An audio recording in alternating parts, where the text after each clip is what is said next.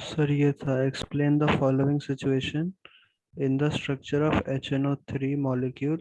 NO bond is shorter than NOH bond. NO bond is shorter than NOH bond. Okay single bond बनाया Yes, a single bond.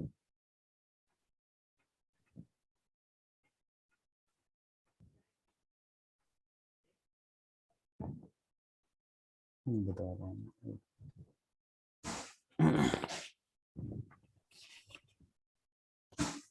देखिए यहाँ पे क्या होता है बेसिकली आपके पास HNO3 है HNO3 एक के साथ OH आ जाता है ठीक है HNO3 का स्ट्रक्चर कैसा होगा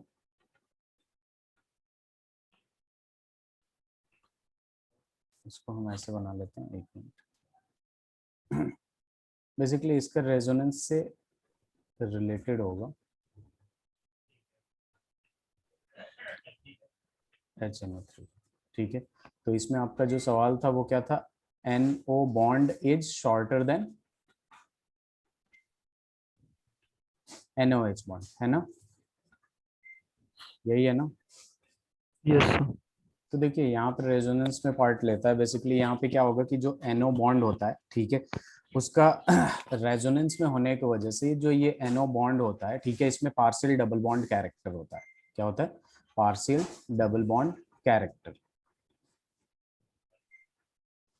ठीक है और ये OH वाला होता है ठीक है NOH वाला तो इसमें क्या हो जाता है आपका ये प्योर सिंगल बॉन्ड होता है जिसकी वजह से ये लेंथी होता है और ये शॉर्टर होता है ठीक है Yes, sir.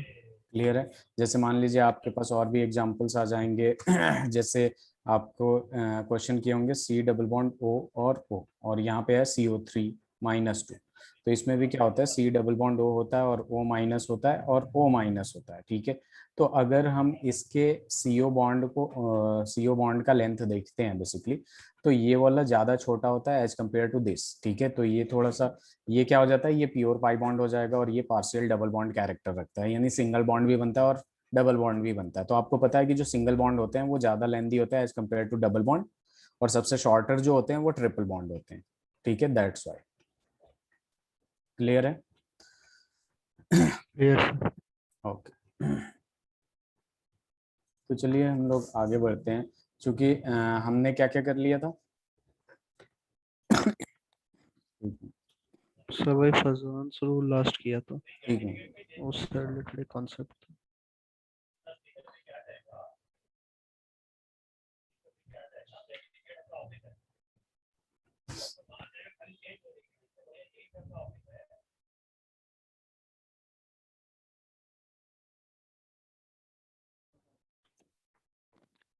पजान सोल में कितने कंडीशन किया था हम लोगों ने बस साइज वाला चार्ज वाला और मैंने सूडो इनर्ट गैस वाला बताया था क्या नो सर। तो देखिए वहीं से शुरू करते हैं बेसिकली हमने फजान सोल कराया था जो फजान सोल में हम क्या करते हैं एनिक कैरेक्टर में कोवलेंट कैरेक्टर देखते हैं कितना है ठीक है तो यहाँ पे हमने बताया था आपको कि साइज ऑफ कैटायन जो होता है वो inversely proportional to polarising power होता है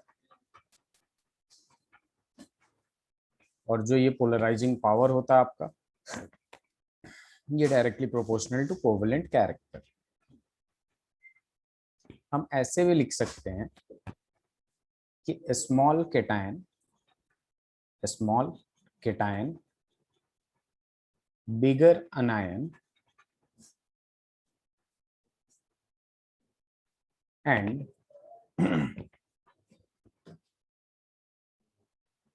मोर पॉजिटिव या नेगेटिव चार्ज मोर पॉजिटिव हो या फिर नेगेटिव चार्ज जिस पे भी होगा उसमें आपका कोवलेंट कैरेक्टर ज्यादा होगा चार्ज वाला बता दिया था मैं आपको अभिनव चार्ज वाली, यस सर। चार्ज वाला बता दिया था, ठीक है।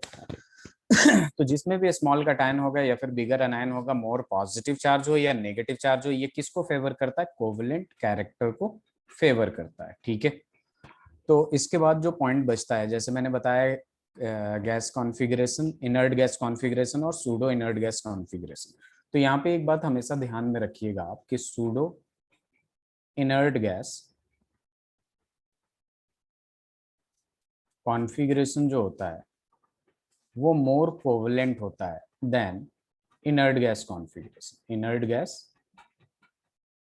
कॉन्फ़िगरेशन, यहाँ पे देखिए, inert gas configure pseudo inert gas configuration की जो बात होती है आपकी, उसमें क्या होता है कि inert gas configuration, inert gas configuration plus में फुल डी ऑर्बिटल होता है, ठीक है, D10 होता है, ठीक है। जैसे इसको ऐसे भी लिखा जा सकता है कि S2P6D10 जिसमें हो, और जिसमें इनर्ट गैस कॉन्फ़िगरेशन क्या होता है, S2P6 ही तो होता है। इनर्ट गैस कॉन्फ़िगरेशन तो यही होता है, S और P पूरा क्या होता है, फुलफिल्ड होता है, उसको इनर्ट गैस कॉन्फ़िगरेशन कहते हैं। एज फॉर एग्जांपल CuCl है और NaCl है, CuCl और NaCl। तो इसमें अगर हम देखेंगे तो ये Cu किस में जाएगा, Cu प्लस में जाएगा, Na किस में जाएगा, प्लस में जाएगा। दोनों पे केटाइन पे चार्ज सेम है। अब हम इसमें कॉन्फ़िगरेशन आप जब करिएगा तो यहाँ पे क्या आएगा, आर्गन।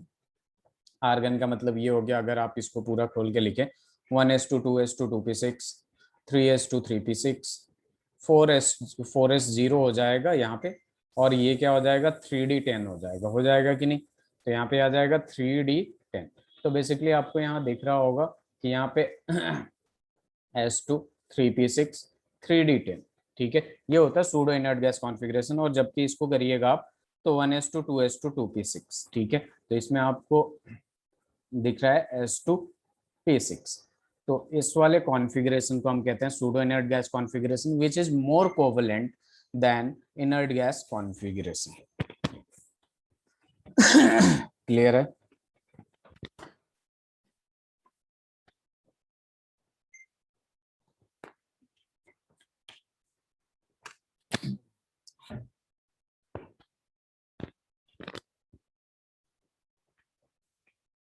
Clear sir.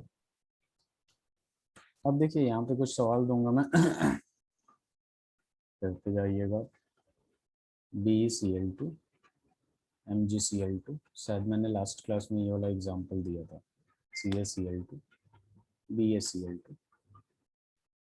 दूसरा हो जाएगा आपके पास LiF दे रखा है, LiCl दे दिया, LiBr दे दिया, LiI। थर्ड हो जाएगा आपके पास FeCl2 एंड FeCl3। फोर्थ हो जाएगा आपका PbCl2 PbCl4। सबको कोवेलेंट कैरेक्टर में अरेंज करना है।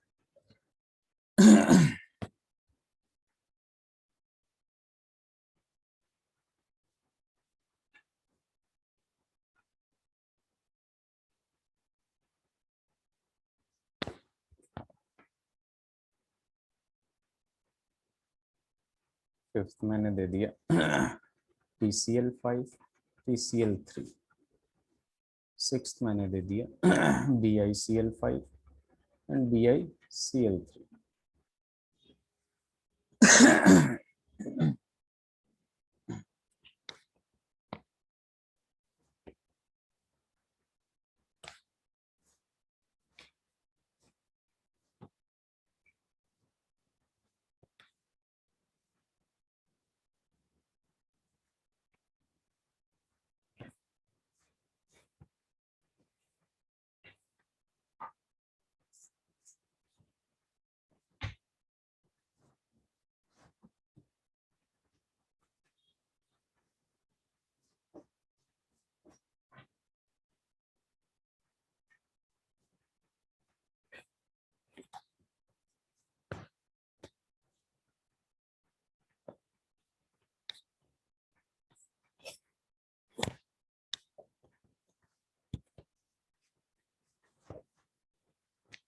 सर फर्स्ट में सबसे ज्यादा BeCl2।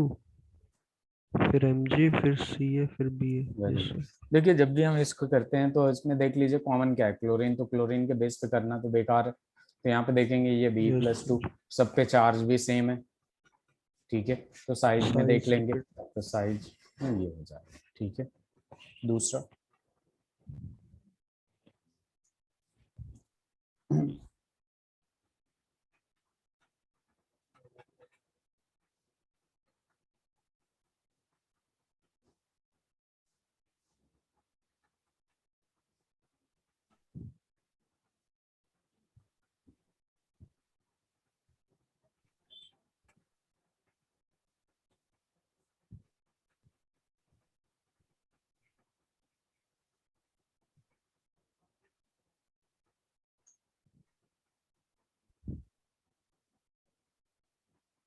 सर सबसे ज्यादा Li का।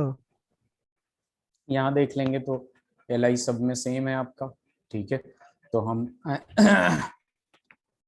अनायन देखेंगे, ठीक है, इस पर -1, इस पे +1 होगा तो सबसे ज्यादा, वेरी गुड।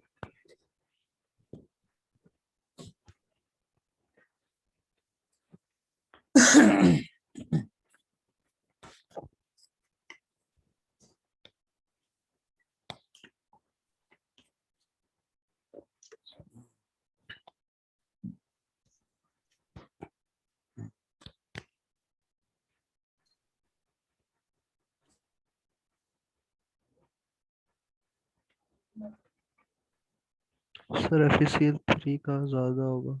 यहाँ पे भी क्लोरीन क्लोरीन सेम है, तो ये इस पे देखेंगे ये +2 है, ये +3 है, जितना ज्यादा पॉजिटिव चार्ज उतना ज्यादा covalent character. Yes sir. Similarly यहाँ देख लेंगे ये यस +4 और ये +2, तो सबसे ज्यादा कौन सा हो जाएगा, हो जाएगा।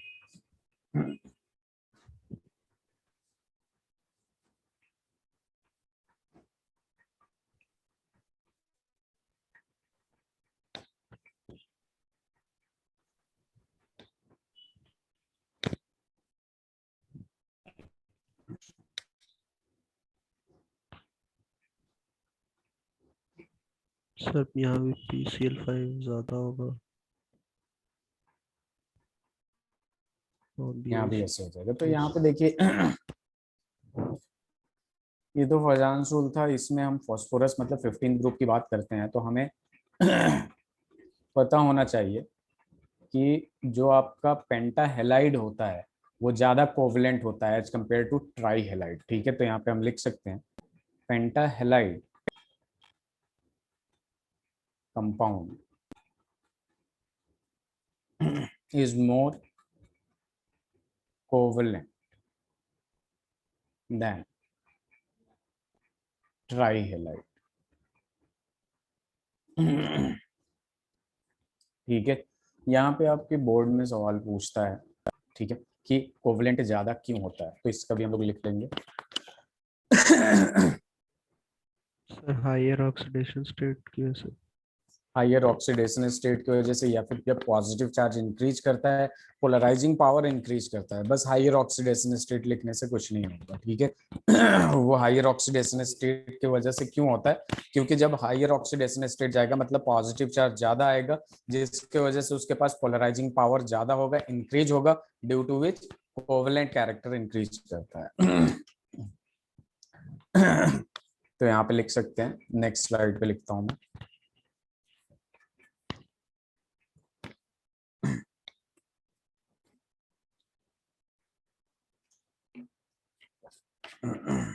Done.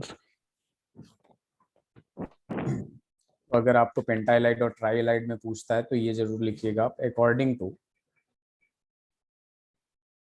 फजान्स rule,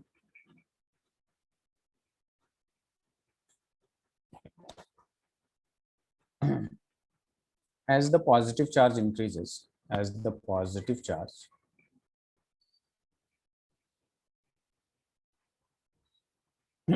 increases, polarising power भी क्या होगा, पोलराइजिंग पावर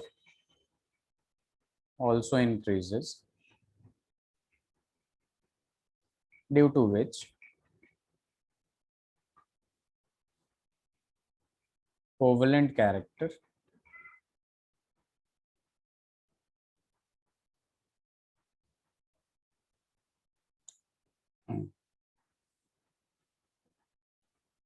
increases.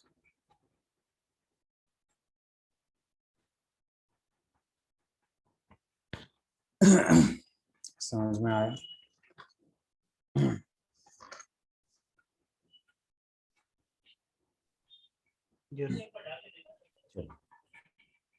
अब देखिए यहाँ पे अपने पास आता है हाइड्रोलाइसिस। तो हाइड्रोलाइसिस बेसिकली हम लोग PCl3 और PCl5 का करेंगे। तो हाइड्रोलाइसिस देखिए, हाइड्रोलाइसिस में होता क्या है।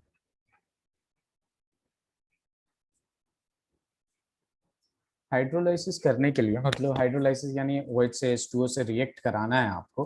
तो जब भी हाइड्रोलाइसिस ऑफ कोवेलेंट कंपाउंड होगा, हाइड्रोलाइसिस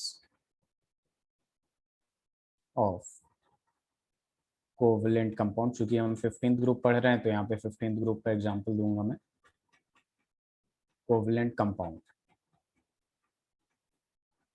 H2O किस पे अटैक करता है? H2O उस पे अटैक करता है जिस सेंट्रल एटम पे अटैक करेगा। H2O attacks on central atom, central atom पे अटैक करता है, ठीक है। अब देखिए यहाँ पे क्या होता है कि ये उससे बॉन्ड बनाना चाहेगा सेंट्रल एटम पे। अब सेंट्रल एटम पे वैकेंट ऑर्बिटल होगा तभी आपका बॉन्ड बनाएगा। तो यहाँ पे जब भी सेंट्रल एटम पे अटैक करेगा, it forms oxy acids in which central atom has same oxidation state as reactant।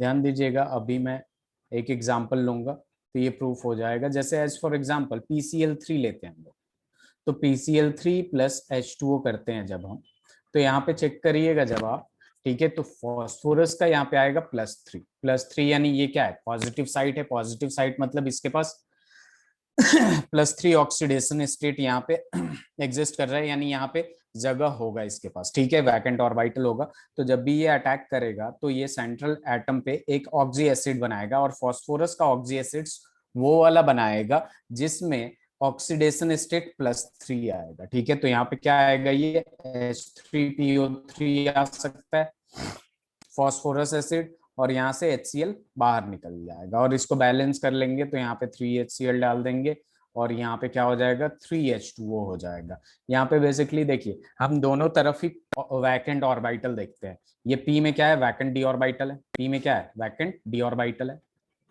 और Cl में भी वैकेंट डी ऑर्बिटल है, ठीक है।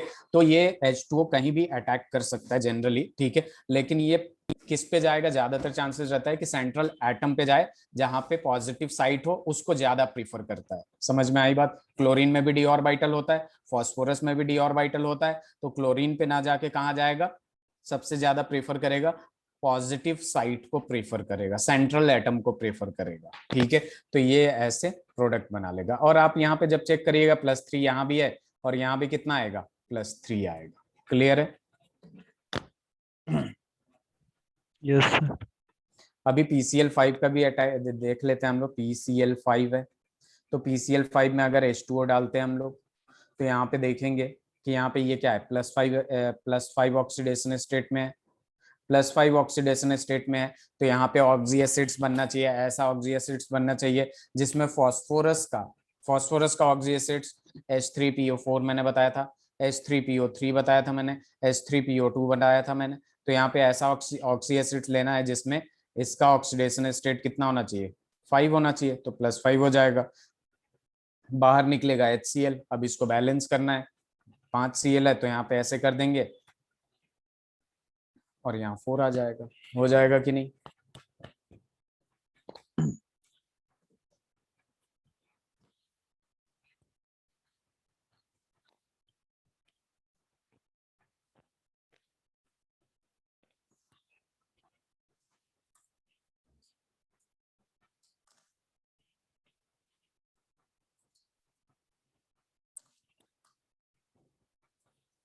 डन। अब देखिए यहाँ पे बेसिकली अगर आपने ग्रुप 15 में देखा होगा तो जो जनरल ऑक्सीडेशन स्टेट होता है अभिनव, वो -3 to +5 होता है। यही होता है ना जनरल ऑक्सीडेशन स्टेट? Yes, तो sir. अगर मान लीजिए जस्ट फॉस्फोरस है, तो फॉस्फोरस है या फिर कोई भी एलिमेंट है, ठीक है, अगर वो +5 ऑक्सीडेशन स्टेट में है, मैक्सिमम ऑक्सीडेशन स्टेट में है, तो ये इलेक्ट्रॉन लेना चाहेगा या देना चाहेगा? सर लेना चाहिए। लेना चाहेगा। और अगर मान लीजिए P-3 में है, तो ये ऑक्सीडेशन लेना चाहेगा या देना चाहेगा? सर देना चाहिए। अगर ये इलेक्ट्रॉन लिया, ठीक है, इलेक्ट्रॉन गेन करेगा, तो ये क्या होगा, इसका रिडक्शन होगा, यानी ये ऑक्सीडाइजिंग एजेंट होगा। Yes sir. और ये -3 है, तो ये इलेक्ट्रॉन लूज करेगा, तो इसका क्या होगा, ऑक्सीडेशन होगा, तो ये रिड्यूसिंग एजेंट होगा। Yes sir. इसलिए कोई भी एलिमेंट अगर अपने हायर ऑक्सीडेशन स्टेट में होता है, तो वो ऑक्सीडाइजिंग एजेंट की तरह बिहेव करता है, और कोई भी एलिमेंट अपना लोअर ऑक्सीडेशन स्टेट में होता है, तो वो रिड्यूसिंग एजेंट की तरह बिहेव करता है। क्लियर है?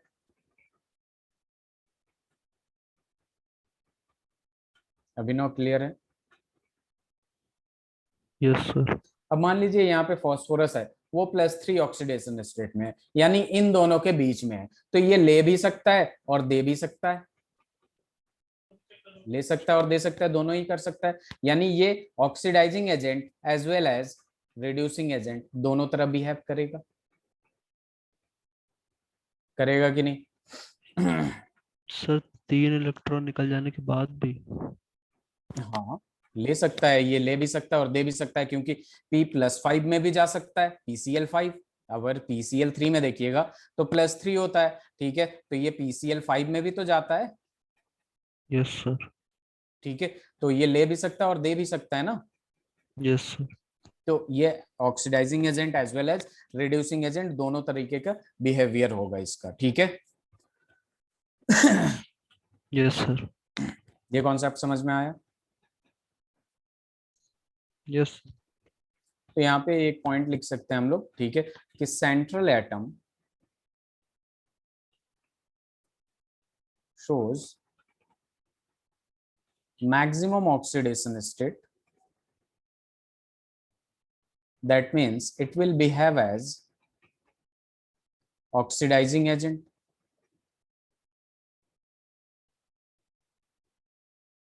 दूसरा पॉइंट लिख सकते हैं, central atom shows intermediate oxidation state.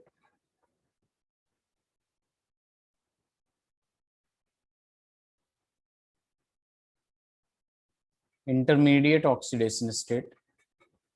That means it will behave as reducing agent as well as oxidizing agent. And central atom shows minimum oxidation state.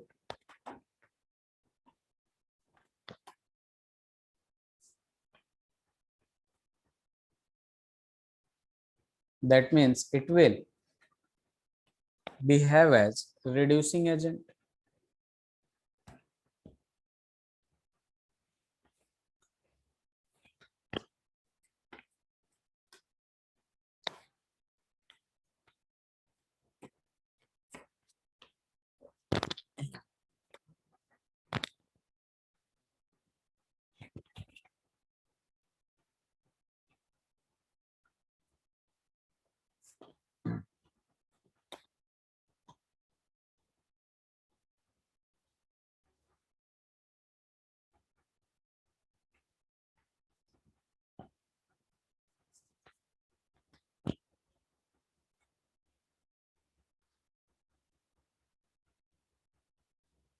That's तो यहाँ पे जो बिस्मथ होता है बेसिकली आपका, ठीक है, जब वो +5 ऑक्सीडेशन स्टेट में होता है, ठीक है, तो ये आपका रिड्यूसिंग या ऑक्सीडाइजिंग एजेंट की तरह बिहेव करेगा। तो यहाँ पे हम लिख सकते हैं bismuth is a strong oxidizing agent in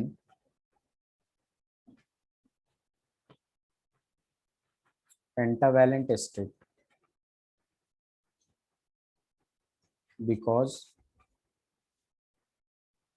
in +5 oxidation state it has tendency to accept electron. It has tendency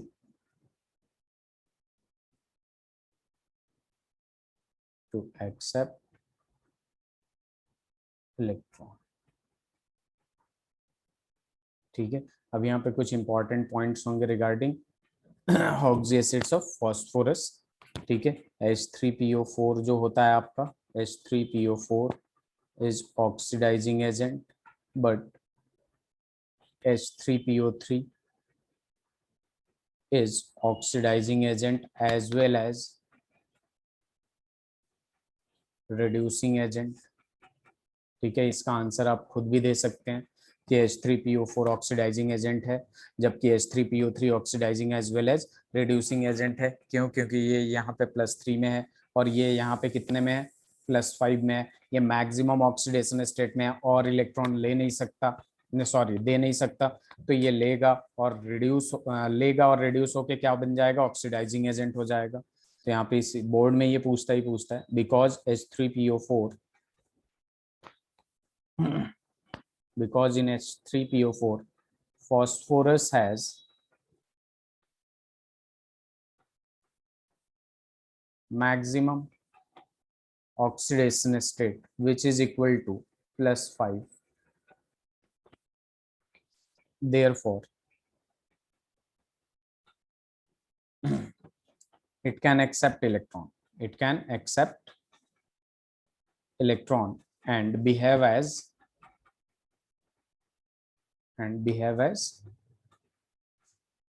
oxidising agent. ठीक है, वहीं पे बात करें हम लोग H3PO3 की, तो H3PO3 जो होता है आपका, इसमें P has intermediate oxidation state,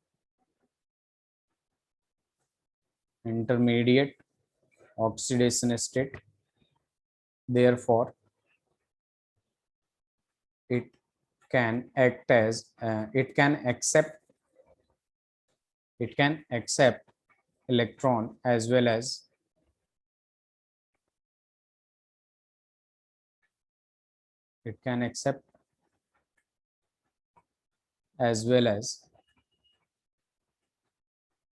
lose electron.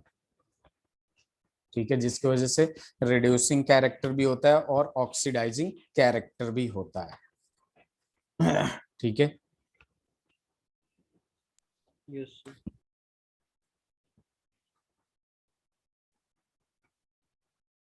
इसे लिख लीजिए.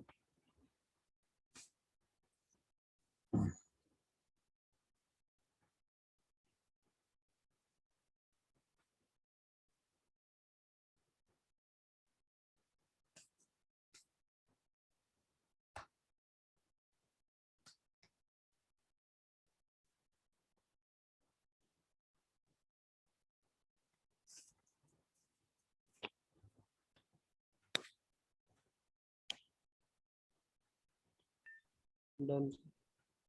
डन. अब देखिए अपने पास क्या आता है, एक सवाल मैं पूछूंगा आपसे. NF3 है, NF3 में NF बॉन्ड और F2 में आपका FF bond, which is weaker and which is strong. कौन सा वीकर होगा और कौन सा स्ट्रॉन्गर होगा?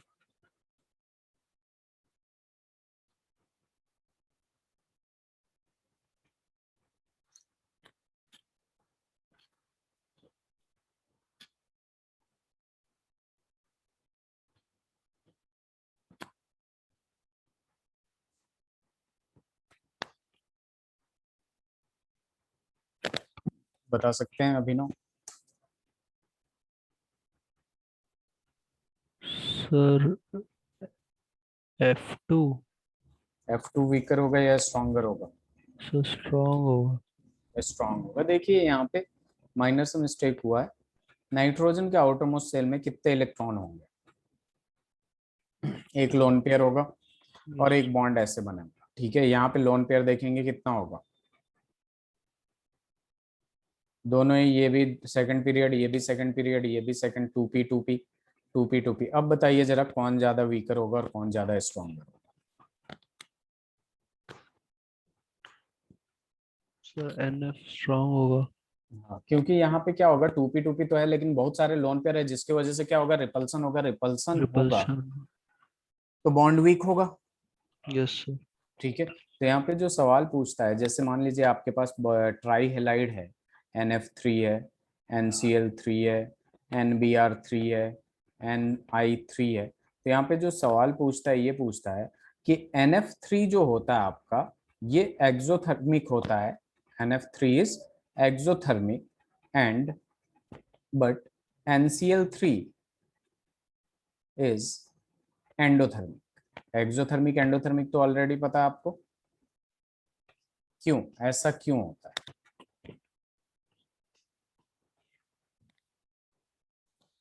जो फॉर्मेशन होता है NF3 का, वो क्या होता है आपका, एक्सोथर्मिक होता है, और NCl3 का एक्सोथर्मिक होता है, ऐसा क्यों होता है?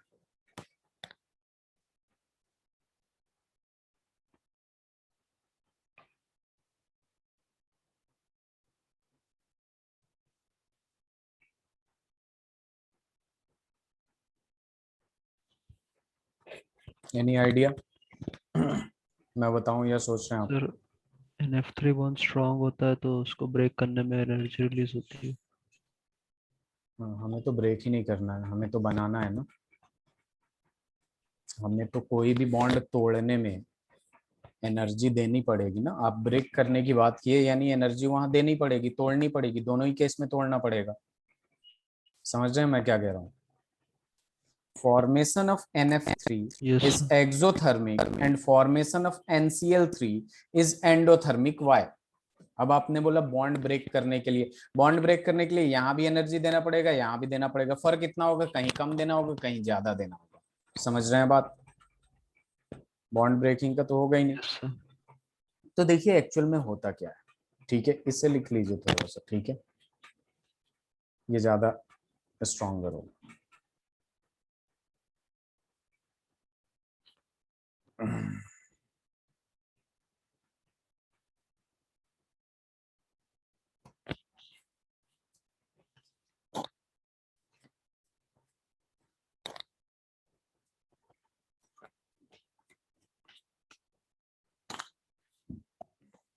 हो गया?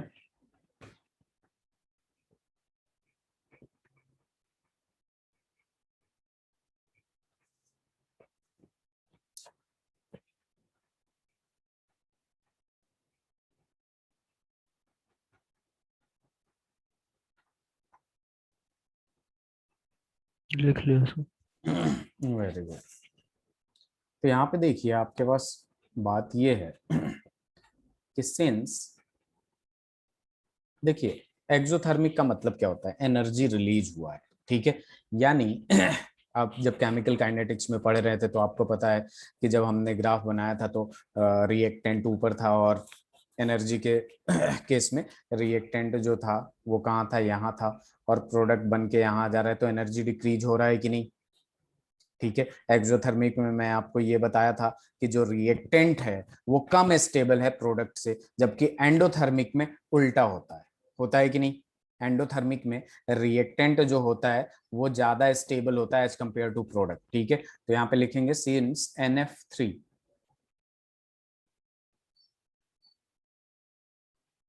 since NF3 is a stable compound,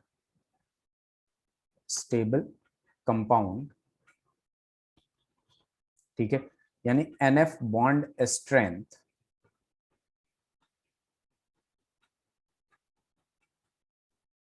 is greater than या more than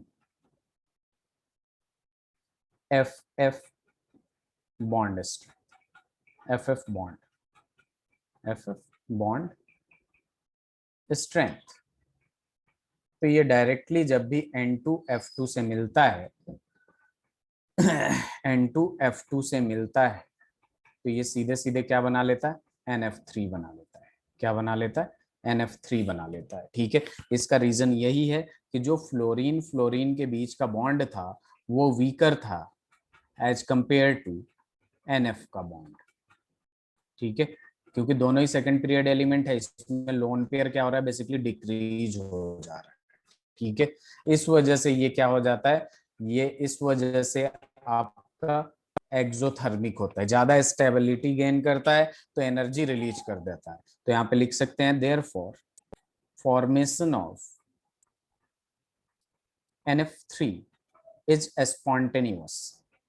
ठीक है, जाहिर सी बात है स्टेबिलिटी की तरफ जाएगा तो स्पॉन्टेनियस होगा, एंड एक्सोथर्मिक। ठीक है, अब हम NCl3 की बात करेंगे, पहले ये लिख लीजिए।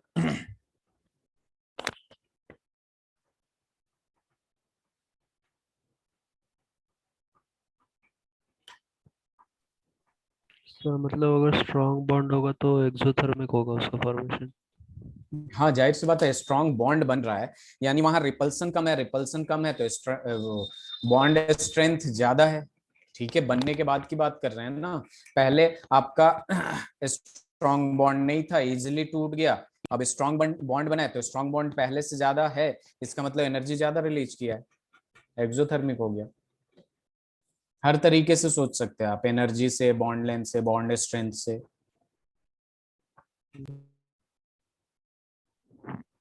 Done sir. अब देखिए यहाँ NCl3 की जब बात करते हैं तो NCl3 और Cl2 की बात करते हैं तो जरा ध्यान दीजिए, मैंने बताया था यहाँ पे NCl3 की बात हो रही है, यानी ये Cl होगा और ये Cl2 होगा, कौन ज्यादा स्टेबल है? Sir NCl3। ये वाला बॉन्ड ज्यादा स्टेबल है या ये वाला कंपाउंड? बताइए। NCl बॉन्ड स्ट्रेंथ की बस बात करें, जैसे यहाँ पे हमने कंपेयर किया था, ठीक है, यस सर कहाँ पे NCl। एन एन ये वाला बॉन्ड ये स्ट्रॉन्गर था, ये वीकर था। इसी तरह मैं अगर इसमें पूछता हूँ आपसे कि ये स्ट्रॉन्गर होगा या ये स्ट्रॉन्गर होगा, बताइए अब। सर NCl3 होना चाहिए स्ट्रॉन्ग। NCl3 होना चाहिए, लेकिन यहाँ पे देखिए क्या हो रहा है, नो डाउट यहाँ पे क्या है, अगर मैं आपसे ये पूछूं कि FF इन दोनों में किसका बॉन्ड स्ट्रेंथ ज्यादा होगा, Cl और F वाला, Cl FF, बॉन्ड स्ट्रेंथ किसका ज्यादा होगा?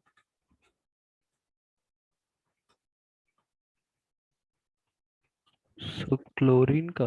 क्लोरीन का ज्यादा होगा, ये तो मैंने बताया था ना। Yes sir. इसमें क्या होगा, क्लोरीन का ज्यादा होगा। लेकिन यहाँ पे देखिए क्या हो रहा है, यहाँ नो डाउट लोन पेयर है, लोन पेयर है तो क्लोरीन ज्यादा बड़े साइज का होता है। ठीक है, यहाँ पे भी लोन पेयर है, यहाँ कितना है, यहाँ पे 3 3 6 है और यहाँ कितना है, 4 बॉन्ड, 4 है। ठीक है, टोटल लोन पेयर कितना है, 4 है। लेकिन यहाँ पे नाइट्रोजन का साइज छोटा होगा तो बॉन्ड लेंथ भी छोटा होगा कि नहीं, ऊपर से नाइट्रोजन थोड़ा इलेक्ट्रोनेगेटिव भी है, क्लोरीन से ज्यादा तो इलेक्ट्रोनेगेटिव है ना। यस तो सर। साइज जब छोटा होगा और लोन पेयर 4 होंगे तो यहाँ पे क्या होगा, आपका रिपल्सन ज्यादा होगा ना, यस सर। रिपल्सन ज्यादा होगा।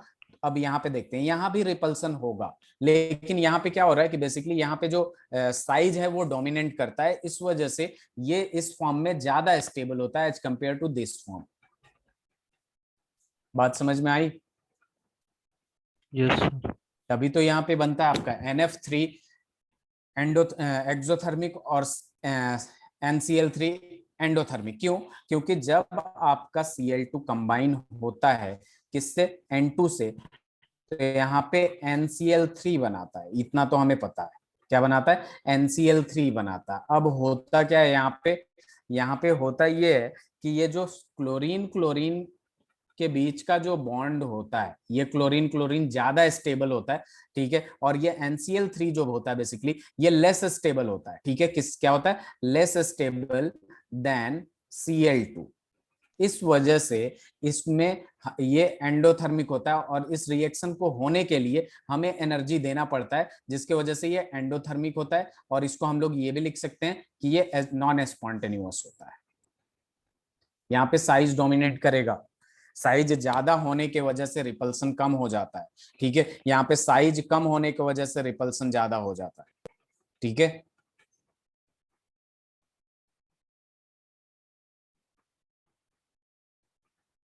Yes sir. चलिए तो ये लिख लिया आपने। Yes sir. अब देखिए यहाँ पे हम लिखेंगे NCl3 is unstable. as compared to Cl2, and Cl3 is unstable because NCl bond strength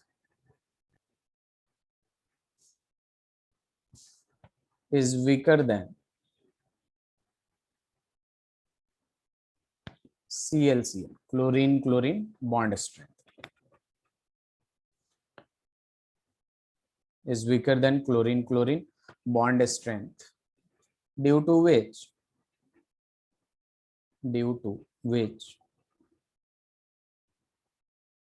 energy has to be supplied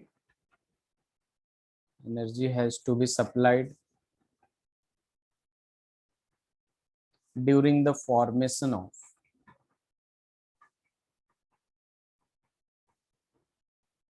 NCl3. Therefore, formation of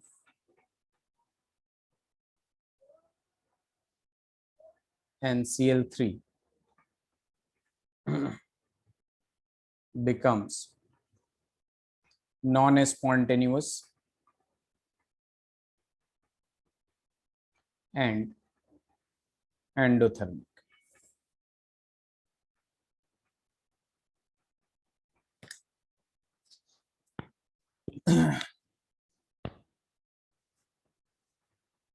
clear है अभिनव?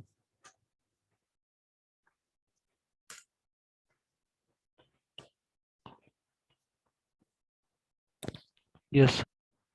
चलिए, अब देखिए PCl3 PCl5 की बात की है हम लोग, तो PCl5 पे बहुत ही इंपॉर्टेंट क्वेश्चन पूछता है, लाइक कितने आपके इक्विटोरियल बॉन्ड होंगे, कितने एक्सियल बॉन्ड होंगे, इक्विटोरियल और एक्सियल के बीच का एंगल कितना होगा, कौन कितना एंगल होगा, sp3d मतलब हाइब्रिडाइजेशन पूछता है, फिर उसका गैसियस स्टेट में हाइब्रिडाइजेशन पूछता है, अगर सॉलिड स्टेट में होगा तो हाइब्रिडाइजेशन क्या होता है, बहुत सारे तरीके के क्वेश्चंस बनते हैं यहाँ पे। ठीक है, स्लाइड चेंज करूं? यस। अब देखिए, जैसे एज फॉर एग्जाम्पल नहीं, टॉपिक डालिएगा shape and geometry of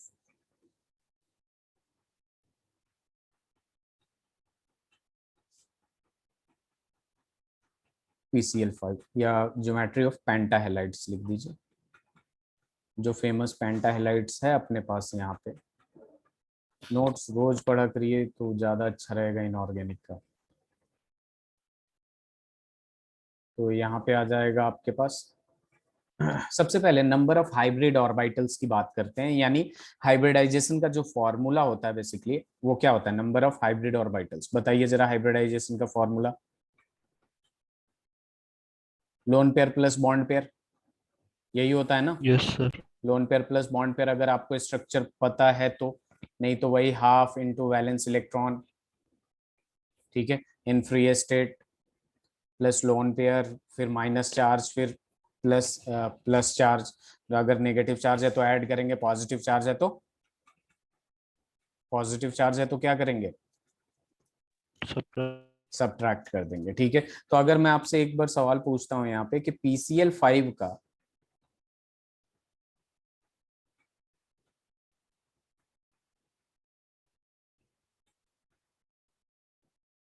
number of hybrid orbitals निकालेंगे, कितना होगा, हाफ इंटू इसके आउटरमोस्ट सेल में 5 इलेक्ट्रॉन्स और मोनोवैलेंट एटम कितना है, 5 है, 5 से माइनस कर देंगे, यहाँ पे कितना आ जाएगा, ये लोन पेयर निकाल रहा हूँ बेसिकली, क्या निकाल रहा हूँ, लोन पेयर। तो लोन पेयर अगर निकालेंगे तो यहाँ कितना आ जाएगा, 0 आ जाएगा। यानी यहाँ पे अगर हम लोन पेयर निकालने का फॉर्मूला तो यही होता है ना, मैंने लिखवाया था आपको लोन पेयर निकालने का फॉर्मूला। Yes sir. तो लोन पेयर निकाल लिया आपने। यहाँ पे अगर इसकी हाइब्रिडाइजेशन देखते हैं, नंबर ऑफ हाइब्रिड ऑर्बिटल्स, तो ये कितना आएगा, ये तो 5 ही आएगा, जिसको हम 5 प्लस 0 कर देंगे। लोन पेयर 0 है आपका और बॉन्ड पेयर कितना है, 5 है, तो इज इक्वल टू कितना आ जाएगा, sp3d। ये आ जाएगा इसका हाइब्रिडाइजेशन। हाइब्रिडाइजेशन ये कहता है कि इसका जो स्ट्रक्चर होना चाहिए ये कैसा होगा आपका, ट्राइगोनल बाइपिरामिडल। यानी यहाँ पे जो स्ट्रक्चर बनेगा, ये लिख लीजिए, स्ट्रक्चर अभी बना रहा हूं मैं, पहले ये कंप्लीट कर लीजिए।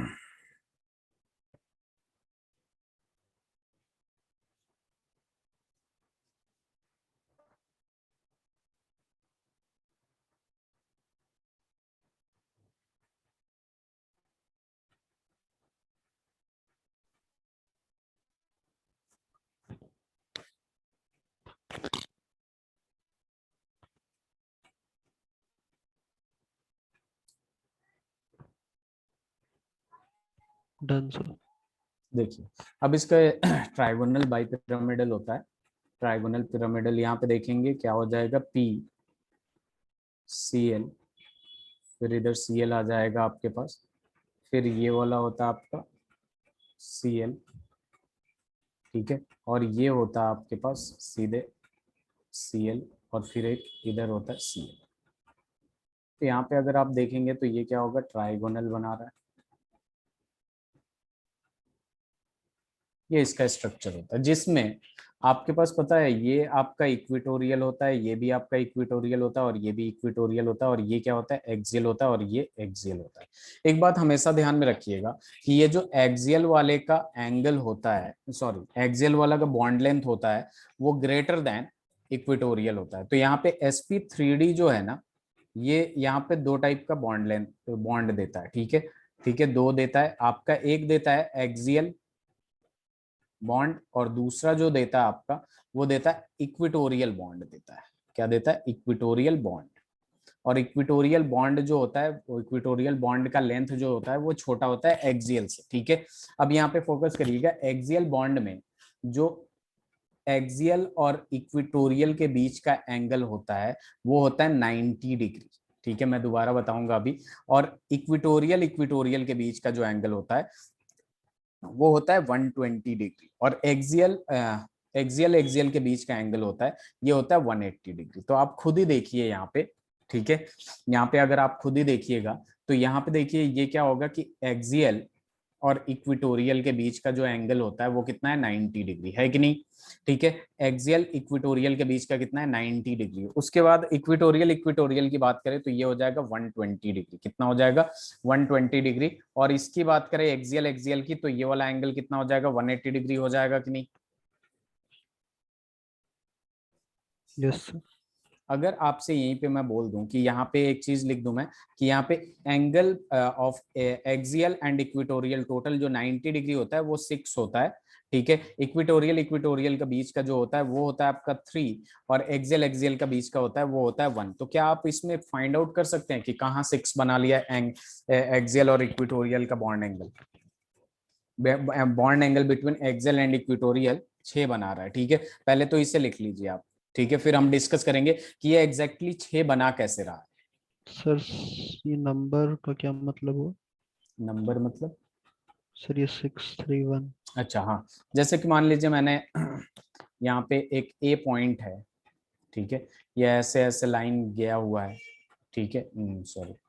तो यहाँ पे टोटल एंगल जो बन रहा है इस पॉइंट पे, 1 2 3 4, इस पॉइंट से कितना एंगल बन रहा है, ठीक है, चार। क्योंकि एक्सियल इक्विटोरियल यहाँ है, 1 बन गया, 2 बन गया, 3 बन गया, यही सब, ठीक है, ओके सर। यस। पहले इससे बना लीजिए, फिर मैं प्रूफ कर देता हूँ कि 6 कैसे बना रहा सर मतलब 690 डिग्री एंगल्स हैं इसमें। है, यस।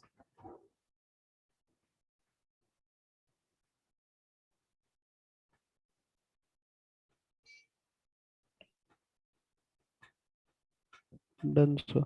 हो गया। यस देखिए सर। एक्चुअल में यहाँ पे अभिनव अगर फोकस करिएगा तो पता चलेगा।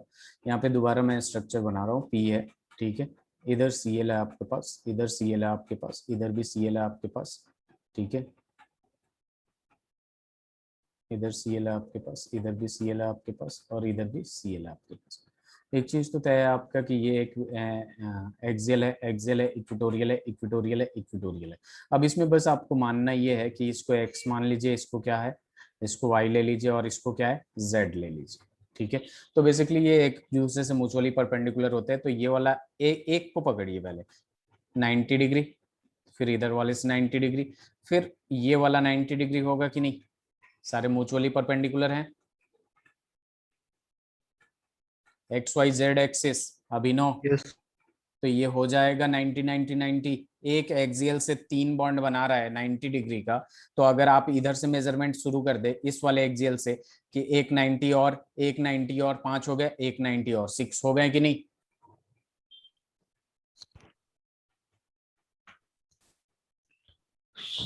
सर वैसे तो अच्छा नहीं, दूसरी साइड नहीं। Yes sir. समझ में आया, 6 यस होंगे। सर। और ऐसे ही मैंने यहाँ पे लिखा था क्या, इक्विटोरियल इक्विटोरियल 120 डिग्री, तो आपको इक्विटोरियल इक्विटोरियल के बीच में देखना है।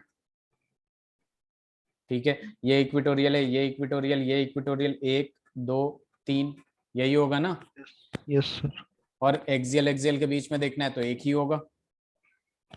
यस। तो नीचे एक पॉइंट और लिख लीजिएगा कि इन sp3d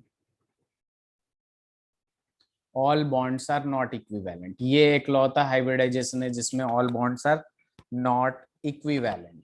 ठीक है, बाकी सब में हमने देखा है कि सेम ही होते हैं। ठीक है, चाहे वो sp हो, sp2 हो, sp3 हो, sp3d, sp3d2 हो।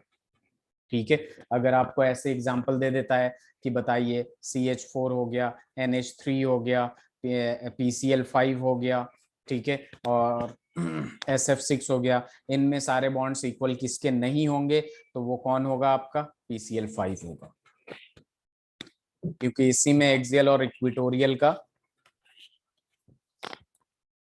फॉर्मेशन होता है। अभी इसका रीजन भी लिखवाऊंगा मैं।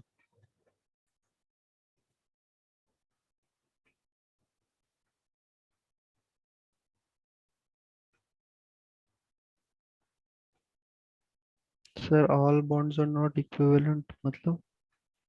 All bonds are not equivalent का मतलब यही हुआ कि मैंने क्या बताया आपको कि ये जो एक्सियल होते हैं बॉन्ड, ठीक है, अभी मैं आगे लिखवाना ही वाला हूं, axial bond length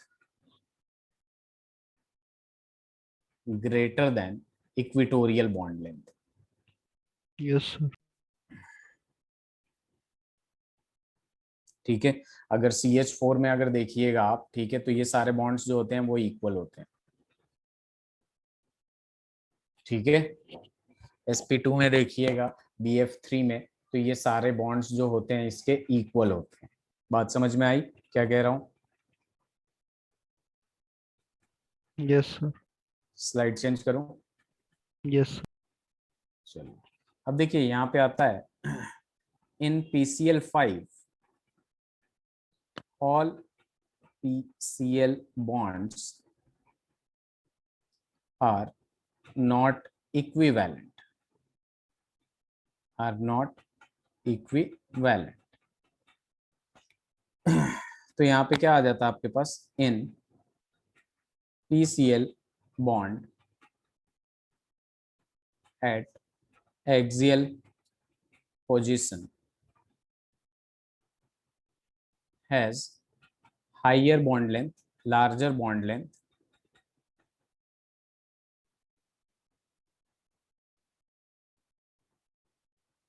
than PCl bonds at equatorial position, equatorial position। ये इसलिए होता है आपका क्योंकि जो बॉन्ड पेयर रिपल्सन होता है, ठीक है, वो एक्सियल पे ज्यादा होता है। It is due to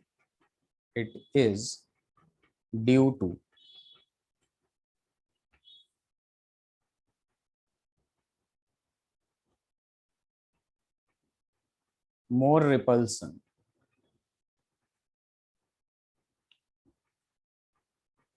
it is due to more bond pair repulsion, bond pair repulsion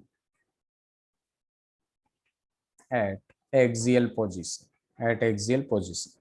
इधर ध्यान दीजिएगा अभिनव कि यहाँ पे क्या है आपके पास, PCl5 का मैं दोबारा स्ट्रक्चर बनाऊंगा, या फिर यहाँ देख लीजिए आप खुद कि यहाँ से क्या होता है बेसिकली, ये वाला जो बॉन्ड होते हैं इधर से भी इसको रिपेल करता है, ये भी थोड़ा सा रिपेल करता है, और ये भी रिपेल करता है, और ये वाला जो होता है इसको भी ऐसे रिपेल करता है, ऐसे रिपेल करता है, ऐसे रिपेल करता है, इसलिए ये थोड़ा दूर चला जाता है, तो इसका बॉन्ड लेंथ क्या होता है, इंक्रीज हो जाता है। बात समझ में आई?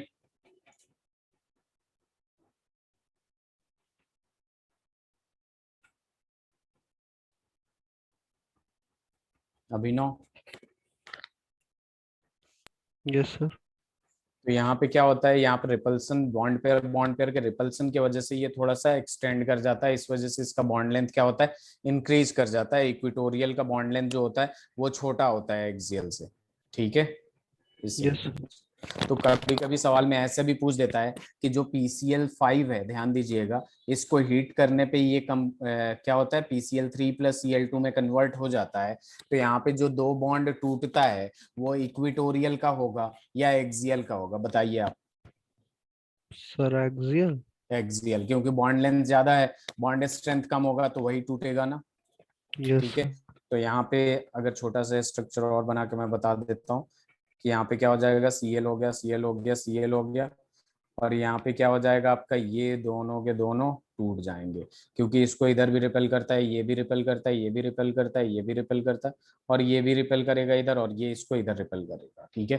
तो बेसिकली होता क्या है, ये थोड़ा एक्सटेंड हो जाता है, bond length greater, bond strength कम, तो एक्सियल बॉन्ड्स ब्रेक होता है, ये बात क्लियर होनी चाहिए।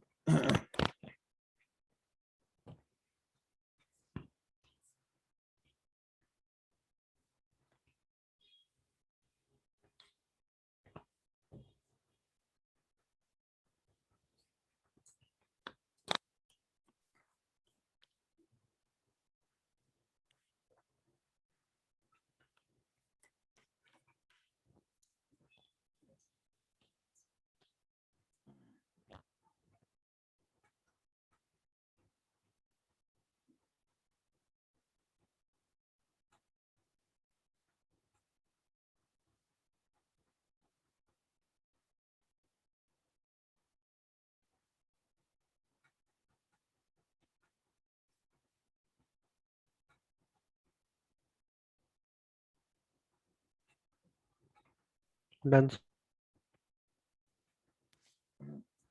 चलिए अब देखिए यहाँ पे बात आती है, ये sp3d हाइब्रिडाइजेशन जो होता है ना, एक्चुअल में दो ऑर्बिटल के कॉम्बिनेशन को कहते हैं sp3, ठीक है। ध्यान से देखिएगा आप। तो ये स्ट्रक्चर बहुत इंपॉर्टेंट है, बार बार ड्रॉ करना पड़ेगा आपको, ठीक है। ये PCl5 बना रहे हैं हम लोग, ठीक है। ये Cl हो गया, इधर Cl हो गया, इधर Cl हो गया, और इधर Cl हो गया। अगर इसमें देखिएगा तो ये क्या बन रहा है, ट्राइगोनल प्लेनर बन रहा है कि नहीं, एक तरह से देखेंगे तो ट्राइंगल बन रहा है ना अभिनव। Yes sir. यहाँ पे एक्चुअल में क्या होता है, जो sp3d होते हैं ये combination of sp2 plus dp का होता है, sp2 प्लस pd का होता है। sp2 प्लस pd जो है आपका sp3d देता है। तो ये देखिए, ये जो sp2 क्या होता है, ट्राइगोनल प्लेनर होता है ना, तो इस वजह से ये ट्राइंगुलर वाले का, इसका भी sp2 ले लीजिए, ठीक है। ये सारे के क्या होंगे, इन सब का कॉम्बिनेशन जो होगा वो sp2 देगा। तो बचा क्या, ये एक्सियल वाला का, तो एक्सियल वाला जो होता है वो होता है कॉम्बिनेशन या फिर ओवरलैपिंग ऑफ pd का। समझ में आई बात, ध्यान से देखिए जरा, ये pd का होगा। ये तो मतलब ये थ्योरेटिकली मैं समझा दिया कि ये कैसे होगा, आपको एग्जाम में आएगा कि एक्सियल बॉन्ड लेंथ वीक क्यों होता है, तो उसका जवाब देना है, ठीक है। अब देखिए यहाँ पे ये समझ में आया मैं जो लिखा अभिनव। यस सर, वो दो बॉन्ड पीडी के। हाँ पीडी के हो गए, ठीक है। अगर पीडी में एस कैरेक्टर ढूंढिएगा आप, एस कैरेक्टर ढूंढिएगा तो कितना आएगा, 0 आएगा कि नहीं। Yes sir. एस कैरेक्टर में जितना ज्यादा होता है, जिस कंपाउंड में एस कैरेक्टर ज्यादा होता है वो ज्यादा इलेक्ट्रोनिगेटिव है। इलेक्ट्रोनिगेटिव है का मतलब उसके पास पावर है खींचने का, या फिर एस कैरेक्टर जिसके पास जितना ज्यादा होता है ना वो उतना नजदीक होता है न्यूक्लियस के, इस बात को ध्यान में रखिएगा, मतलब वही इलेक्ट्रोनिगेटिविटी की बात हो रही है, ठीक है। एस कैरेक्टर जिसमें जितना ज्यादा होता है वो नियरर टू द न्यूक्लियस होता है, या फिर इलेक्ट्रोनिगेटिव कह सकते हैं आप, बात समझ रहे हैं आप। Yes sir. और इसमें एस कैरेक्टर है, इसमें क्या है, एस कैरेक्टर है ना। Yes sir. तो जब इसमें एस कैरेक्टर है और इसमें 0 है और इसमें कुछ ना कुछ है, ठीक है, तो ये जो होगा पीडी, ठीक है, इसके पास पावर तो नहीं होगा विड्रॉ करने का, खींचने का, ठीक है, जिसके वजह से इसका बॉन्ड जो होगा वो वीकर देन sp2 वाला होगा। समझ रहे हैं बात। यस तो इसमें क्या होगा, इसमें पावर ज्यादा होगा फुल विड्रॉ करने का, ठीक है, नियरर टू द न्यूक्लियस होगा, जिसकी वजह से ये पावरफुल होगा। इस वजह से भी हम कह सकते हैं कि इक्विटोरियल का बॉन्ड जो होता है ज्यादा स्ट्रॉन्गर होता है एज कंपेयर टू एक्सियल। बात समझ गए? यहाँ पे यानी परसेंट एस कैरेक्टर जो होता है आपका, अगर इंक्रीज करता है तो बॉन्ड जो होता है आपका वो स्ट्रॉन्ग होता है, bond is stronger, which means bond length जो होगा वो डिक्रीज करेगा या वीकर। या परसेंट एस कैरेक्टर जब डिक्रीज करता है तो बॉन्ड लेंथ इंक्रीज करता है। और बॉन्ड स्ट्रेंथ, ठीक है, इसकी बात कर रहा हूं मैं, बॉन्ड स्ट्रेंथ ये डिक्रीज। क्या करता है, डिक्रीज करता है। तो इस बात को ध्यान में रखना है आपको कि sp3d is the combination of sp2 and dp या pd, ठीक है। तो यहाँ पे एक पॉइंट ऐसे भी लिख सकते हैं कि जिसमें परसेंट एस कैरेक्टर ज्यादा होता है, तो इलेक्ट्रोनेगेटिव वाला तो ऑलरेडी पता है आपको, ठीक है, it means nearer to the nucleus, वो उतना ज्यादा न्यूक्लियस के पास होगा, nearer to the nucleus bond strong होगा, बॉन्ड स्ट्रांग होगा, तो बॉन्ड लेंथ डिक्रीज होगा। बात समझ में आई? तो PCl5 को जब तोड़ेंगे तो इस वजह से एक्सियल बॉन्ड ही टूटता है। When PCl5 is heated, it decomposes.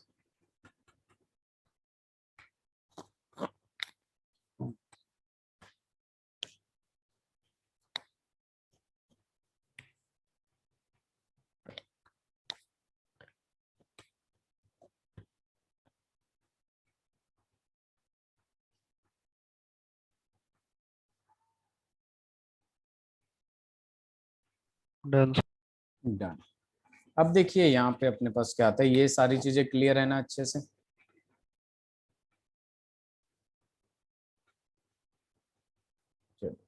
Abhinav, yes sir. यहाँ देखिए कोवलेंट कंपाउंड जो होता है, ठीक है, कोवलेंट कंपाउंड जो होता है आपका गैसियस स्टेट में,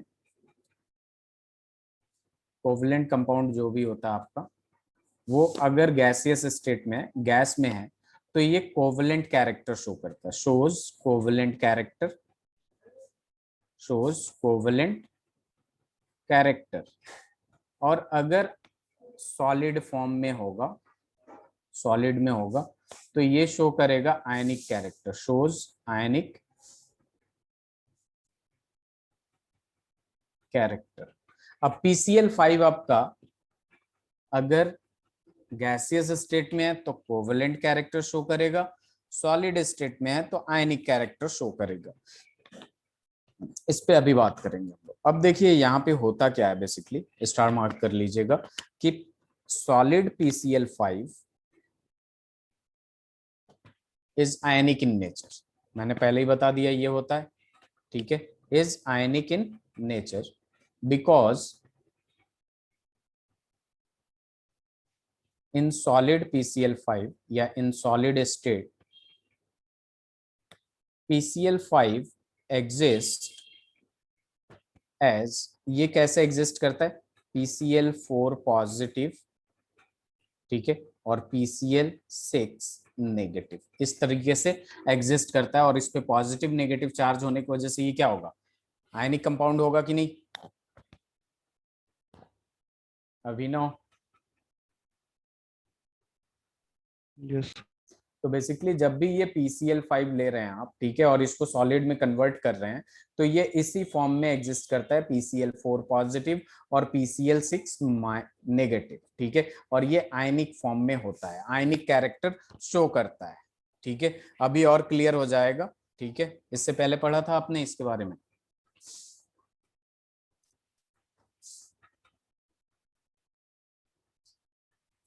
अभिनव,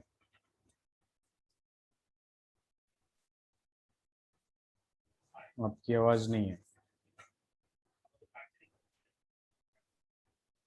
डन सर। तो यहाँ पे मैंने क्या बताया इसके बारे में पढ़ा था इससे पहले, NCERT में दे रखा है? No sir. ओके। अब देखिए यहाँ पे मैं एक जनरलाइज फॉर्मूला लिखवाता हूँ इसका, ठीक है। जैसे ए बी है आपका एन मॉलिक्यूल, ठीक है, तो ये कन्वर्ट होता है आपका A B positive n minus one, और उसके बाद बी नेगेटिव में कन्वर्ट होता है, ठीक है। A B plus n minus one और बी नेगेटिव में जाता है। वैसे ही आपका जो पीसीएल 5 होता है आपका, ठीक है, ये बेसिकली किस में कन्वर्ट होता है, पीसीएल 4 पॉजिटिव और माइनस सीएल माइनस में कन्वर्ट होगा। किसमें, सीएल माइनस में कन्वर्ट होगा। अब फिर से क्या होगा कि यहाँ पे सीएल माइनस किससे रिएक्ट करेगा, पीसीएल 5 से रिएक्ट करेगा, और ये बना लेगा पीसीएल 6 माइनस। इस तरीके से ये बनाता है, और ये दोनों एक साथ मिल जाते हैं, और पीसीएल 4 पॉजिटिव पीसीएल 6 नेगेटिव, ये एक आयनिक कंपाउंड बना लेता है। जबकि पीबीआर की बात करें, पीबीआर 5 जो होता है, तो ये बनाता है आपका, क्या बनाएगा according to this, PBR 4 positive, बताइए जरा, और उसके बाद क्या बनाएगा, प्लस बीआर माइनस बनाएगा कि नहीं, ठीक है, बीआर नेगेटिव, बताइए आगे, फिर पीबीआर 5 मिलेगा, तो यहाँ क्या बनाएगा अभिनव, पीबीआर 6 नेगेटिव, क्या बनाएगा, 6 नेगेटिव, और ये कभी ऐसा नहीं बनाता है, ये यहीं पे रुक जाता है,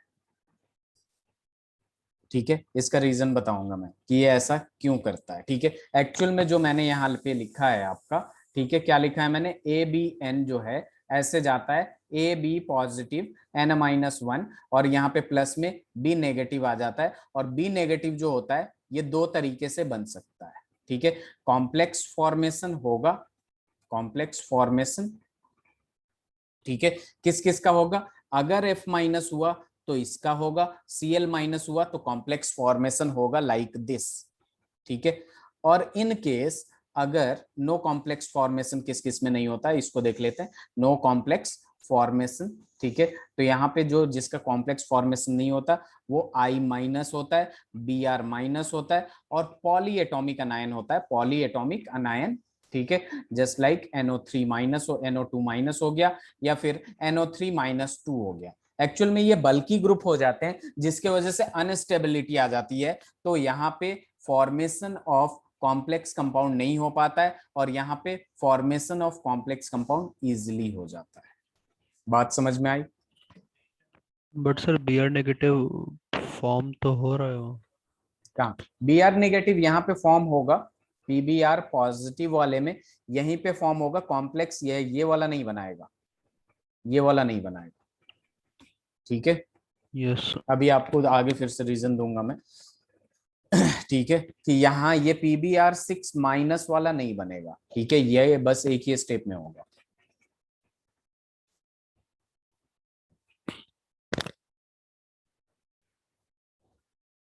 डन।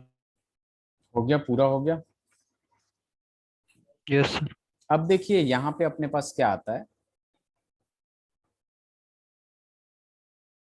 यहाँ देखिए, यहाँ पे अगर PCl5, अगर आपसे कोई पूछता है PCl5 का हाइब्रिडाइजेशन बताइए गैसियस स्टेट में, और PCl5 का हाइब्रिडाइजेशन बताइए सॉलिड स्टेट में, गैसियस स्टेट और सॉलिड स्टेट में, जल्दी बताइए जरा,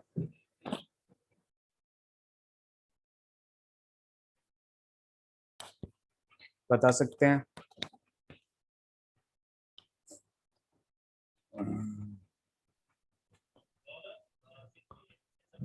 सो क्या करना है? PCl5 का हाइब्रिडाइजेशन बताना है गैसियस स्टेट में, PCl5 का हाइब्रिडाइजेशन बताना है सॉलिड स्टेट में।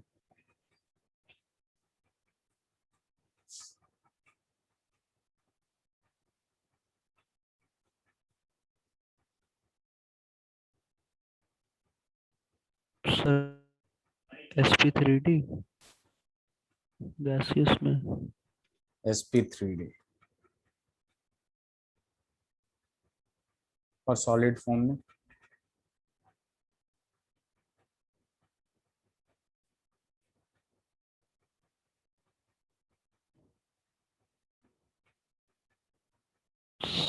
सर sp3 होगा क्या? देखिए, सॉलिड फॉर्म में ये किस स्टेट में होता है, PCl4 positive and PCl6 negative, it means यहाँ पे आ जाएगा आपके पास sp3 और sp3d2 में होता है। क्लियर है? यस। जबकि यहीं पे PbR5 की बात करते हैं हम लोग, फॉस्फोरस पेंटाब्रोमाइड की सॉलिड फॉर्म में, तो ये आप हमेशा ध्यान में रखिएगा कि ये क्या आएगा, PbR4 नेगेटिव बनेगा, PbR4 पॉजिटिव बनेगा ना। एक मिनट रुक जाइए, कहाँ गए हम लोग, इसके आगे वाले पे थे ना, हाँ यहाँ PbR पॉजिटिव, हाँ पॉजिटिव पॉजिटिव पॉजिटिव, ठीक, मुझे लगा नेगेटिव लिख दिया था। PbR पॉजिटिव बन गया, ठीक है, और यहाँ पे Br माइनस हो गया, और इसके आगे तो रिएक्शन जाएगा नहीं क्योंकि बल्कि ग्रुप होने की वजह से ज्यादा 6 आ जाएगा, जिसकी वजह से अनस्टेबल हो जाएगा, तो यहाँ पे ये फॉर्मेशन नहीं करता, आगे जाके फॉर्मेशन नहीं करता, ठीक है। तो यहाँ पे अगर इसका सॉलिड स्टेट में पूछा जाए तो वो बस sp3 होगा, सिंगल एटम का तो हाइब्रिडाइजेशन नहीं करते ना हम लोग, नो। तो इस बात को ध्यान में रखिएगा। लार्ज साइज ऑफ ब्रोमीन की वजह से ये आगे नहीं बढ़ पाएगा, ठीक है। Done sir. Very good. अब हमारे पास आता है Abhinav, types of oxide,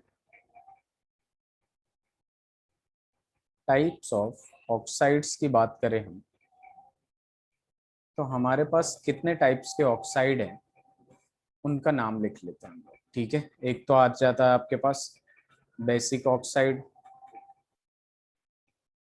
basic oxide generally कौन बनाता है, जनरली मेटल ऑक्साइड क्या होते हैं, yes. Basic oxide. Generally metal oxide जो होते हैं वो बेसिक ऑक्साइड होते हैं, ठीक है। दूसरा आ जाएगा आपका एसिडिक ऑक्साइड। एसिडिक ऑक्साइड कौन बनाता है, generally non metal oxide.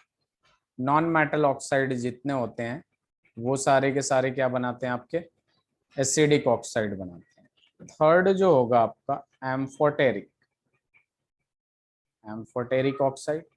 Amphoteric oxide का मतलब क्या होता है, which acts as acid as well, which reacts with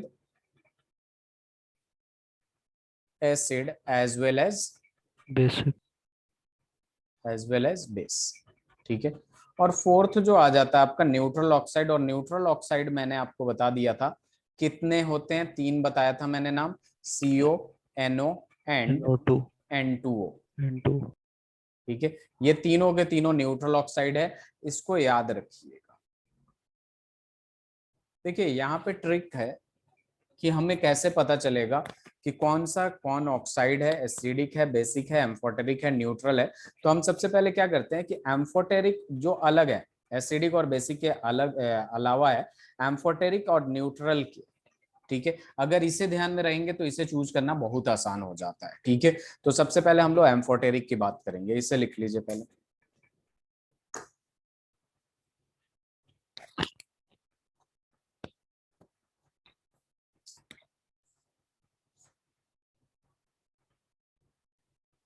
done. हो गया। Yes sir. चलो अब देखिए यहाँ पे जैसे कि मैंने बोला, यहाँ बात करते हैं हम लोग, ठीक है। तो सबसे पहले टॉपिक डालिएगा एम्फोटेरिक ऑक्साइड।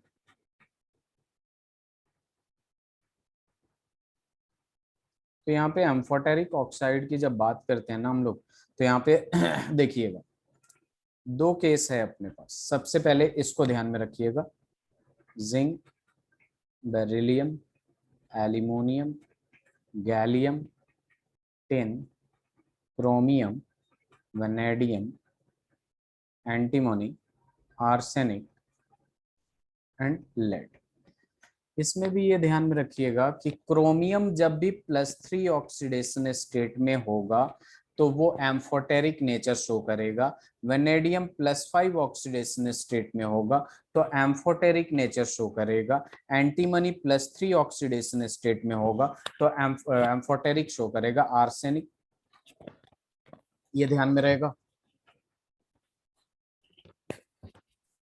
देखिए एक चीज तो तय है कि मेटल है, मेटल ऑक्साइड एसिडिक होगा, बेसिक होगा, और नॉन मेटल ऑक्साइड बेसिक होगा। तो अगर उसमें से न्यूट्रल तो तीन ही हमने बता चुका है, तो अगर हम ये बता दें कि एम्फोटेरिक, एम्फोटेरिक जनरली जो होता है ना वो मेटालिक ऑक्साइड ही शो करता है। इस बात को भी मैं क्लियर कर देता हूँ आपको, ठीक है। एम्फोटेरिक कौन शो करता है? मेटालिक ऑक्साइड शो करता है। क्लियर है अभिनव? Yes sir. तो अगर इनमें किसी का भी ऑक्साइड होगा, ठीक है, तो वो सारे के सारे क्या होंगे? आपके एम्फोटेरिक होंगे, ठीक है। अब हम बात करते हैं दूसरे केस की, इसे याद रखना पड़ेगा आपको बस, ठीक है। इसका भी ट्रिक बता दूंगा मैं। Metal with +4 oxidation state, metal with +4 oxidation state जो भी होगा वो आपका एम्फोटेरिक इन नेचर होगा। जस्ट सपोज आपका CrO2 दे दिया, ये +4 में चला गया, यानी ये एम्फोटेरिक इन नेचर है। क्लियर है? तो अगर आपको एम्फोटेरिक वाला पता चल गया ना, तो आप एसिडिक ऑक्साइड और बेसिक ऑक्साइड इजिली निकाल सकते हैं। समझ में आई बात?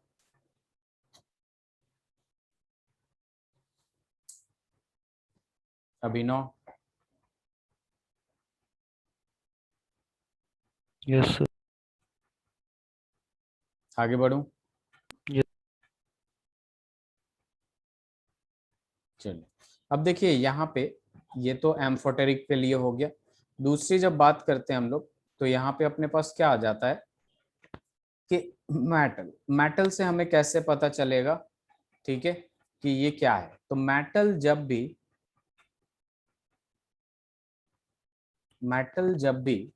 +1 +2 या +3 ऑक्सीडेशन स्टेट में होगा तो आर बेसिक ऑक्साइड। क्या होगा? Are basic oxide, except amphoteric, except amphoteric. Chromium क्या है? मेटल है। क्रोमियम मेटल है कि नहीं अभिनव? Yes sir. लेकिन क्रोमियम +3 में जब आता है, क्रोमियम +3 में आता है तो वो क्या होता है? एम्फोटेरिक होता है। तो इसी सबको ध्यान में रखना है आपको कि मेटल अगर +1 +2 +3 ऑक्सीडेशन स्टेट में है तो वो बेसिक होगा एक्सेप्ट एम्फोटेरिक ऑक्साइड। अगर मेटल आपका +4 ऑक्सीडेशन स्टेट में है तो +4 ऑक्सीडेशन स्टेट वाले सारे के सारे क्या होते हैं? आपके एम्फोटेरिक होते हैं। क्या होते हैं? सारे के सारे एम्फोटेरिक होते हैं। और अगर मेटल +5 +6 +7 में है तो ये आपका एसिडिक होगा। क्या होगा? एसिडिक होगा। एज फॉर एग्जाम्पल Mn2O7 करिए तो यहाँ पे +7 आ जाएगा, यानी ये इलेक्ट्रॉन गेन कर सकता है, तो ये एसिडिक होगा। ये मेटल का बात क्लियर हुआ? यस। स्लाइड चेंज करूं? एक सेकंड।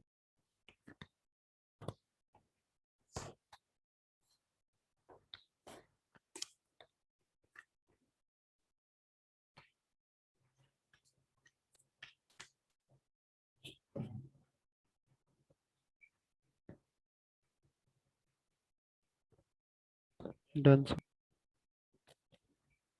अब देखिए बात करते हैं हम लोग नॉन मेटल की। किसकी बात करते हैं हम लोग? नॉन मेटल की। तो नॉन मेटल में एक ही चीज ध्यान में रखना है, all are acidic, all are acidic except NO, CO and N2O। Clear है?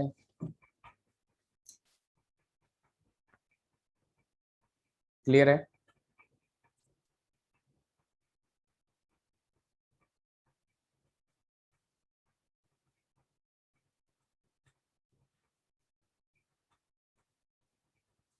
एक चीज और है, रुक जाइए। ये हो गया, लिख लिया आपने अभिनव? Yes sir. इसके बाद बात आती है मेटलॉइड्स की। अब ये देखिए मेटलॉइड्स जो होते हैं कौन कौन से हैं भाई मेटलॉइड्स? जर्मेनियम है, आर्सेनिक है, सेलेनियम है, टेलुरियम है और एंटीमनी। ये सारे के सारे क्या हैं? आपके मेटलॉइड्स हैं। मेटलॉइड्स जो होते हैं आपके वो क्या होते हैं? एसिडिक होते हैं एक्सेप्ट एम्फोटेरिक। मेटलॉइड्स आर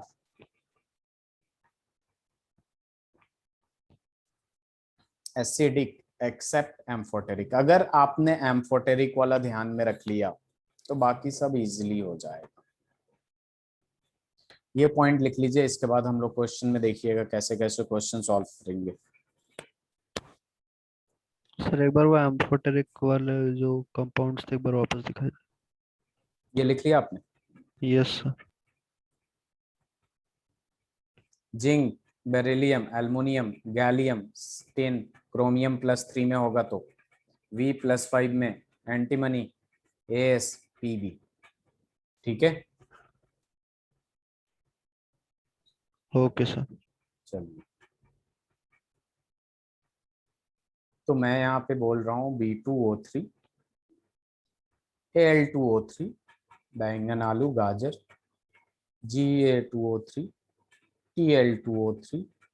अब कोई भी ऑक्साइड निकाल सकते हैं। अब जरा बताइए इसमें B2O3 क्या होगा, एसिडिक या बेसिक?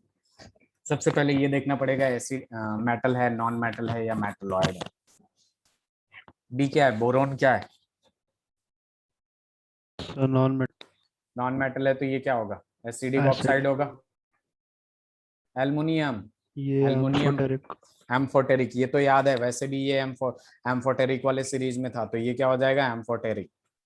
गैलियम, ये भी एम्फोटेरिक वाले सीरीज में था तो ये भी क्या हो जाएगा, एम्फोटेरिक हो जाएगा। थैलियम, सर मेटल है या basic. Non metal? Indium, thallium दोनों के दोनों क्या होंगे, बेसिक होंगे। क्यों? क्योंकि दोनों क्या है, मेटल। मेटल है। और इनका प्लस ऑक्सीडेशन स्टेट चेक करिए जरा, ऑक्सीडेशन स्टेट चेक करिए, +3+3। मेटल यस जब भी +1 +2 +3 में होगा तो वो क्या होगा, बेसिक ऑक्साइड होगा, होगा ना। Yes sir. N2O5, P2O5, AS2O5, SB2O5, Bi2O5। बताइए जरा क्या होगा ये?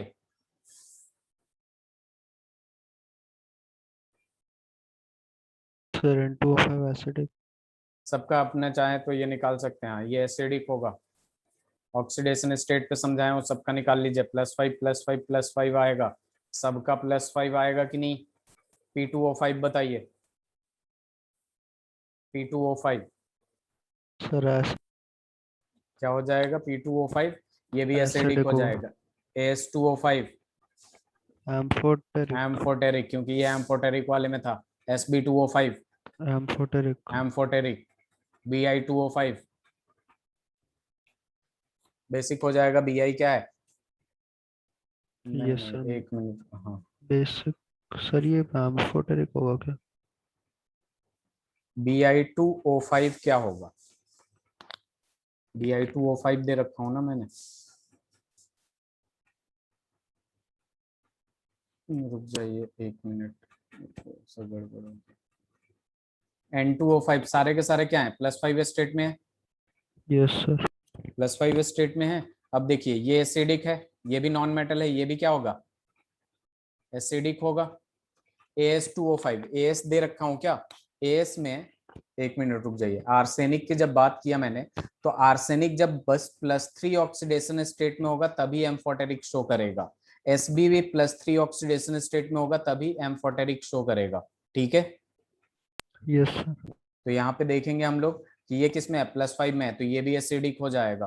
ठीक है, SB2 ये भी क्या हो जाएगा, एसिडिक हो जाएगा। अब बचा बात बिस्मथ की, तो बिस्मथ क्या है, मेटल है। और मेटल जब भी आपका +5 +6 +7 में होता है तो वो भी क्या होता है, एसिडिक नेचर शो करता है कि नहीं।